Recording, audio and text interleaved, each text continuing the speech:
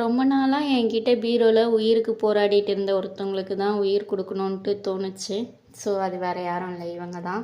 So இந்த readymade blouse வந்து ரொம்ப ஆசைப்பட்டு எடுத்தேன். ஸோ பட் ஆனால் வந்து எந்த சாரீக்குமே மேட்ச் ஆகலை. அதனால் அவங்க பீரோலேயே தான் ரொம்ப நாளாக கிடந்தாங்க.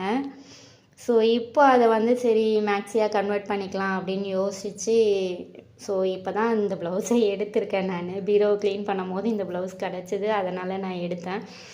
ஸோ எடுத்த கையோடையே முடிச்சிடலாம் அப்படின்னு பிளான் பண்ணி ஆஃப் சர்க்கிள் பேட்டர்ன் தான் நான் போட்டேன் நான். ஸோ ரொம்ப ஃப்ளோவியாக இருக்காது, ஸோ நார்மல் ஃப்ளோயிங் இருக்கும். ஸோ அதனால் நான் ஆஃப் சர்க்கிள் பேட்டர்ன் வந்து கம்ப்ளீட் பண்ணி ஸ்டிச் பண்ணிகிட்டு இருக்கேன்.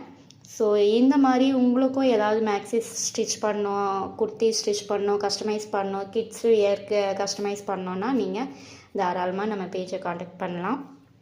ஸோ பாட்டமில் வந்து இப்போ சர்க்கிள் வெறும் ஸ்கர்ட் மட்டும்தானே நம்ம ஸ்டிச் பண்ண போகிறோம், அதனால் ரொம்ப ஈஸியாக எனக்கு இதோட வேலை முடிஞ்சிருச்சு. ஸோ பாட்டமில் வந்து எம்மிங் வந்து எம்ஆர் ஃபுட்டர் வந்து சேஞ்ச் பண்ணி நான் ஸ்டிச் பண்ணிகிட்டு இருக்கேன்.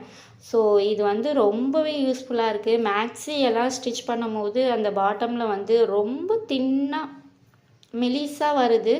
ஸோ பார்க்கவே ரொம்ப அழகாக இருக்குது. இந்த ஃபுட்டர் வந்து நீங்களும் வந்து ஒரு வாட்டி ட்ரை பண்ணி பாருங்கள். ஸோ ஃபைனலாக இதோட அவுட்புட் இது தான். ஸோ ரொம்ப சிம்பிளாக வேலை முடிஞ்சிச்சு வெறும் ஸ்கர்ட்டுன்றதுனால.